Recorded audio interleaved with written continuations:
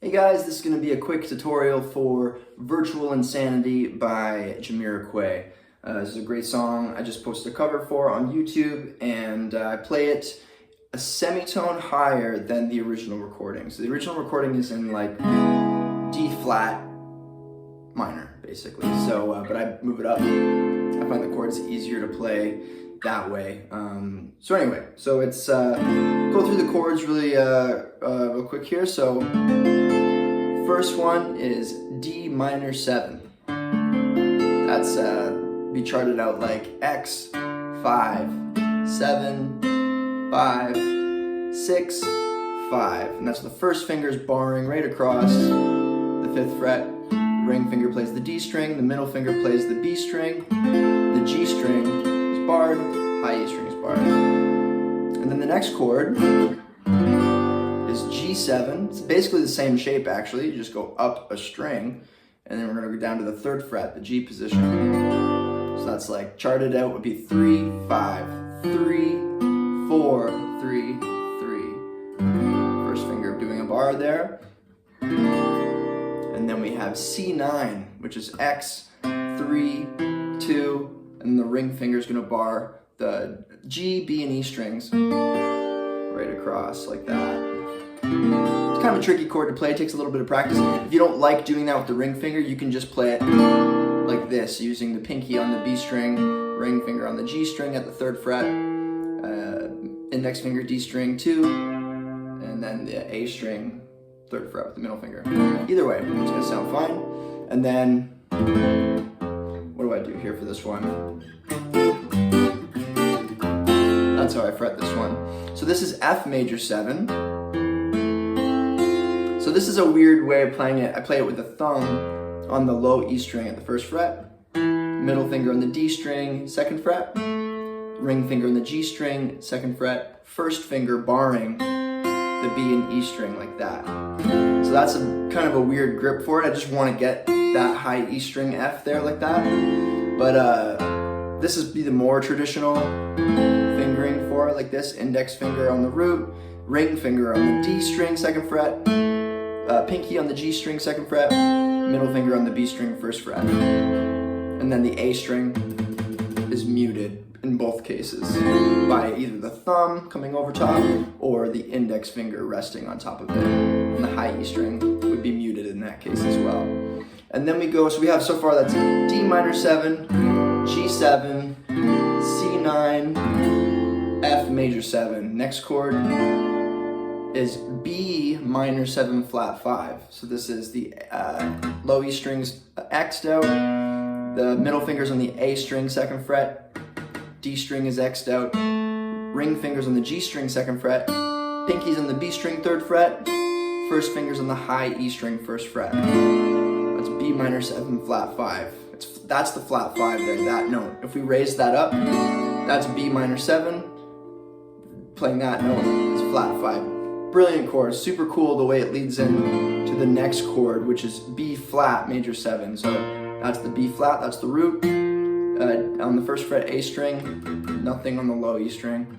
D string, 3rd fret with the ring finger. G string, 2nd fret with the middle finger. B string, 3rd fret with the pinky finger. And then the 1st fret finger, the high E string 1st fret is barred with the shaft of your 1st finger. Like that. So that's really cool change there. B minor 7 flat 5, B flat major 7. Brilliant stuff. And then I go to A7 augmented, which is E string, nothing on the E string, open A, D string 3rd fret, open G string, B string 2nd fret, high E string open. Really weird chord sounding on its own, but those last 3 chords are really, really cool. That's basically it. So we have, that's kind of what you want to practice, is just going through those chords one at a time, changing smoothly.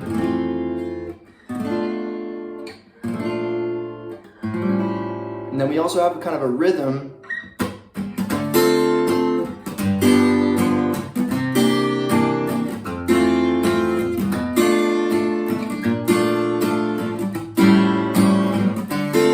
offbeat. It's like the bass note, bass, and then the offbeat coming up like that. Now I don't really play that rhythm like that throughout the song in the cover, but that's kind of the way whoever's playing the keyboard on that recording for Virtual Insanity, they're doing this da-do-da, da-do-da, da-do-da, da-do-da. So it's just tough to sing and play that rhythm throughout the whole song. So I kind of abandon it a little bit, and I do more of, I kind of play it sometimes on some chords, like the D especially.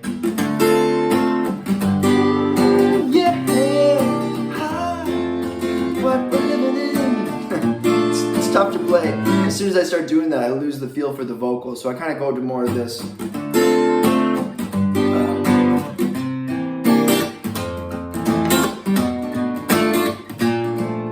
think that's more what I do.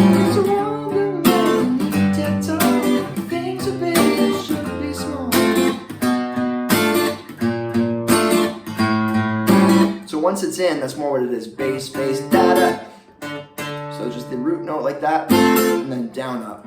And I let go, so you have this squeezing down of the chord real quick like that. And then a release.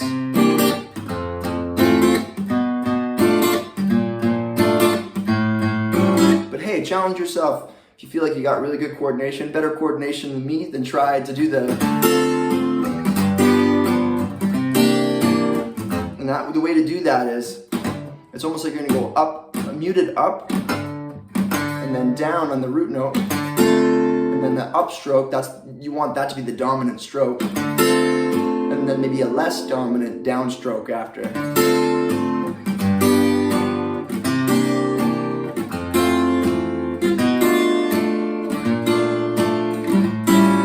So if I was just accompanying somebody else singing, that's totally the way that I would play it. It sounds way cooler.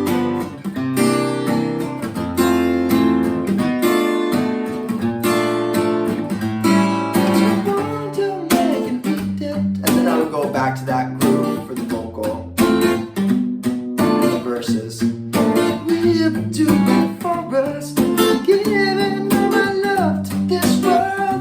Only to be told, I can't see, I can't breathe, no more will we be. But that's not change the way we live. So this is the other weird part about the song, is that in the first verse, there's only one time where he pushes sooner to the G7. Instead of repeating another bar on the D minor 7 or a half bar or a bar, I can't remember what it is. And that's the one. It's on I think the third kind of like line of the vocal, or the third time through the progression. He pushes to the G7 chord instead of doing what you would think would be the D minor 7. And then in the second verse, every single one pushes to the G7. So it's really weird. It's not like consistent with the way that the chord progression is on that very first chord. That's what it does every other time, like when it does the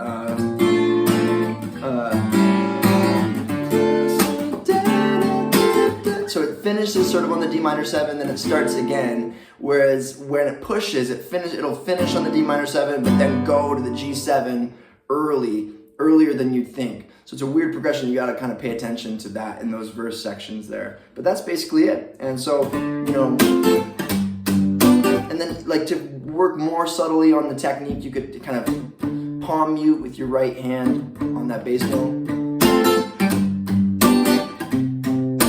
And you can hear, I'm really hitting that downstroke.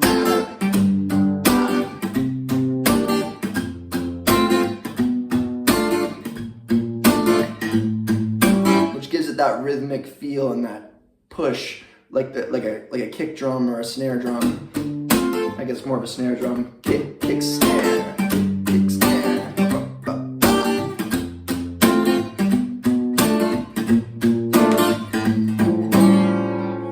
And then in the chorus,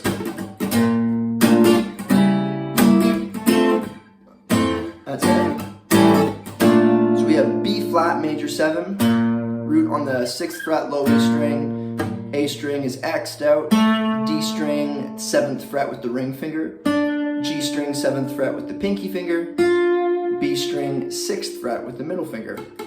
high E string is muted. It's pretty traditional B. It's the same chord we played down here, but we're just playing it in a different area of the neck. Root on the low E string, or what I would call root 6. This is root 6. That's root 5. Root on the 6th string, root on the 5th string.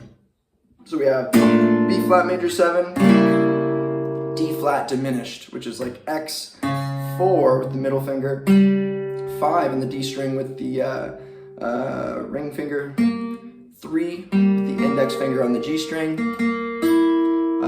5 on the B string with the pinky finger, and then back to D minor 7, same as the first chord of the song, F major 7, traditional grip, which I detailed also in the verse of the song, G minor 7 now, so this is barring on the low E string, straight down on the 3rd fret, ring finger on the 5th fret A string, that's it. Otherwise the first finger's barring the D, G, B, and high E strings in the 3rd fret. So that's F major 7, G minor 7, A7, which I talked about the G7 earlier, so it's the same chord, just up at the 5th fret. So that's 5, 7, 5, 6, 5, 5. Back to B flat major 7, D flat diminished, D minor 7, F major 7, G minor 7, A7, just one strum each. Or just, I maybe do that like a full strum, and then a down, up, down, down, 1, 2, 3, 4, and I just do a muted downstroke in between.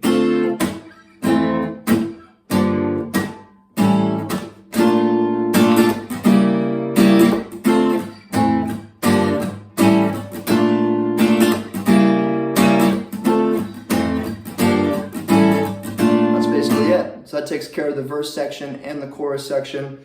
In the guitar solo section, I'm kind of doing the chorus, but instead of going to D flat diminished, I'm going to use A7 as a substitute. I use this grip for it, which I could just use that, but I kind of like the less strings that are involved in this one. So that's the low E with the index finger, nothing on the A string, D string with the middle finger at the 5th fret, G string with on the 6th fret with the pinky finger, and then the B string on the 5th fret with the ring finger. High E string is muted as well. So B flat major 7, A7, and D minor 7, and that's where. And then I'm going to do a solo fill at that point.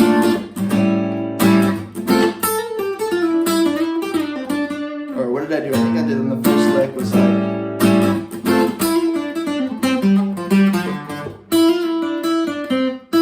So it's like the 5th and 6th frets, hammer, pull.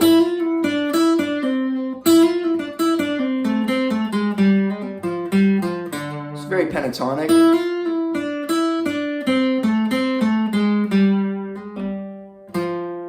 A string with the pinky.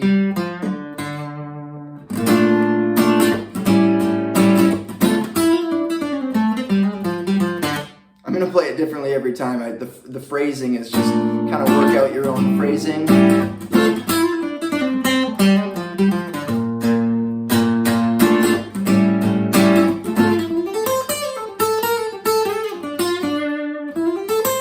So I'm kind of using this position, which is based off the Phrygian mode, the A Phrygian mode, which is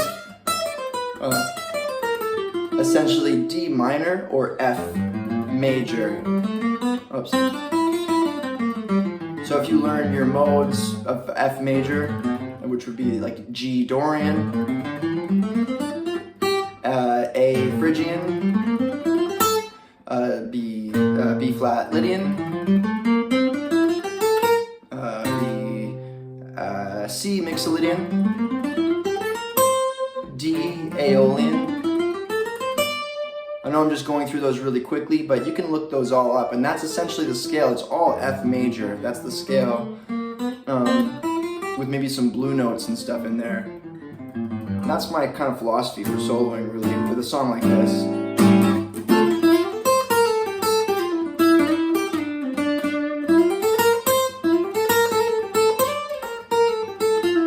So I'm just using that Phrygian position, kind of sliding up into the Mixolydian position.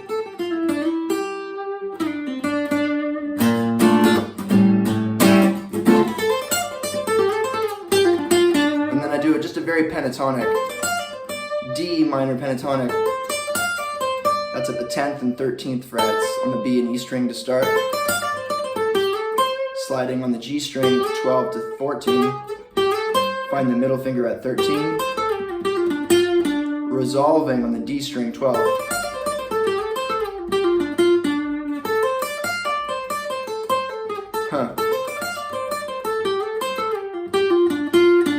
Something like that, basically. And then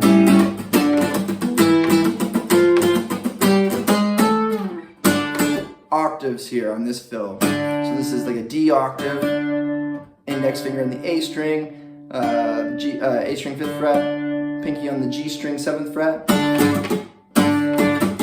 and then the strumming.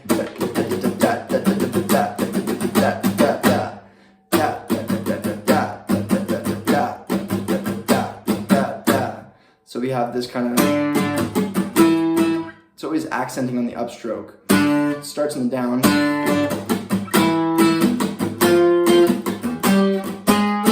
So that's like the D, E, F, G, G sharp, A.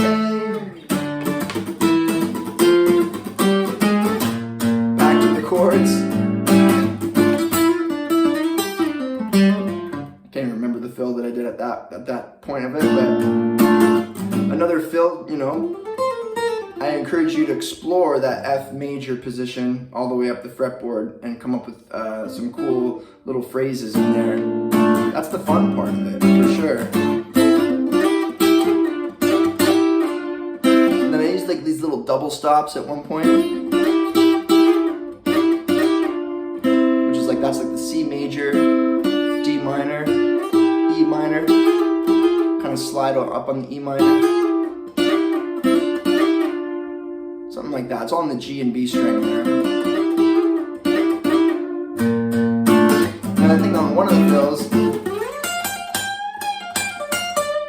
I get up right to the point of the shoulder on the guitar, the 15th fret.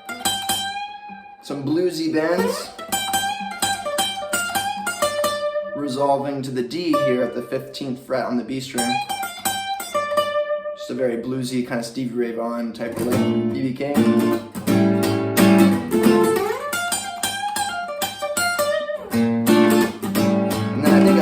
That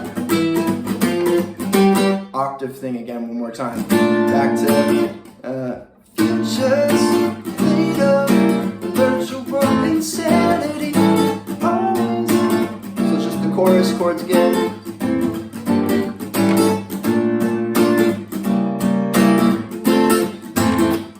Down, up, down, up, down, up, down, up. Kind of do that accent as well.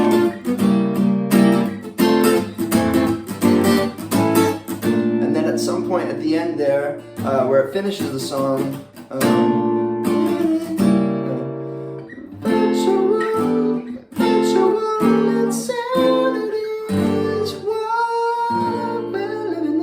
so this part is D minor 7, E diminished. We talked about D flat diminished before. It's the exact same chord position as that, just at the E position, middle finger at E, which is the 7th fret, A string, ring finger on the D string at the 8th fret, index finger on the 6th fret, G string, pinky on the 8th fret, B string. So D minor 7, E diminished, and then this is F major 7. We played F major 7 over here before, but now we're playing it root 5. So that's X 8 on the A string, 10 on the D string with the ring finger, 9 on the G string with the middle finger, 10 on the B string with the pinky finger, and then barring with the high E string with the index finger. D minor 7, E diminished, F major 7, G minor 7, which we talked about in the chorus,